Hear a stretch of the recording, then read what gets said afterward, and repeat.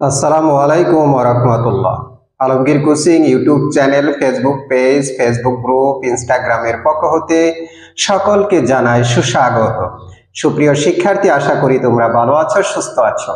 আমিও তোমাদের দোয়ায় আল্লাহর রহমতে ভালো আছি। এইচএসসি পরীক্ষা 2024 যারা অংশগ্রহণ করতে যাচ্ছ তাদের জন্য আজকের এই ভিডিওটি অত্যন্ত গুরুত্বপূর্ণ। আশা করি ভিডিওটি না টেনে মনোযোগ সহকারে শেষ সময় পর্যন্ত তোমরা দেখে থাকবে, তাহলে ভিডিও সম্পর্কে জানতে পারবে, বুঝতে পারবে, উপকৃত হবে।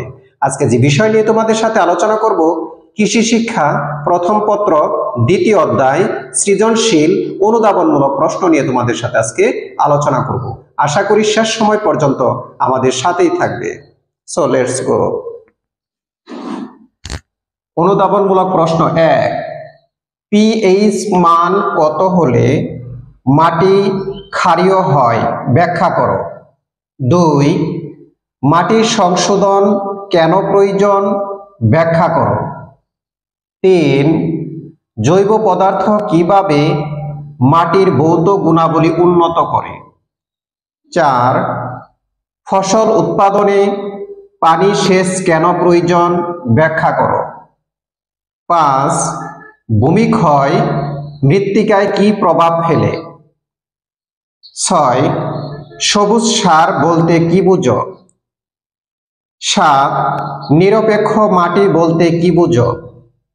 8, সবুজ সার হিসেবে দৈঞ্চা উপযোগী কেন। 9, মাটির পিএইচ জানা প্রয়োজন কেন ব্যাখ্যা করো। 10, জৈব পদার্থকে মাটির প্রাণ বলা হয় কেন ব্যাখ্যা করো। 11, পানি নিকাশ কেন করা হয় ব্যাখ্যা করো। 12, অণুজীব সার পরিবেশ বান্ধব কেন। 13, মালচিং কি ব্যাখ্যা করো। ফসলের জমিতে মালচিং কেন করা হয়। 14, ভূমি সংরক্ষণের প্রয়োজনীয়তা ব্যাখ্যা করো। 15, মাটিতে জৈব পদার্থের কাজ কি।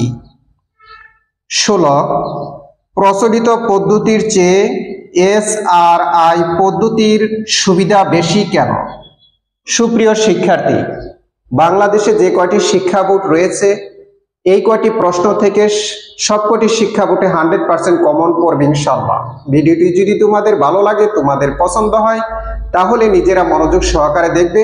পাশাপাশি সারা বাংলাদেশে প্রত্যেকটা শিক্ষার্থী যেন এই প্রশ্নগুলো পেতে পারে, ভিডিওটি পেতে পারে, তার জন্য ভিডিওটি বেশি বেশি শেয়ার করবে, সাবস্ক্রাইব করবে, পেজটাকে ফলো দিয়ে রাখবে এবং পাশে থাকা বেল আইকনটি অন করে দিবে, যেন ভিডিওটি আপলোড করার সাথে সাথে তোমাদের কাছে নোটিফিকেশন চলে যায় এবং তোমরা মনোযোগ সহকারে ভিডিওটি দেখতে পারো।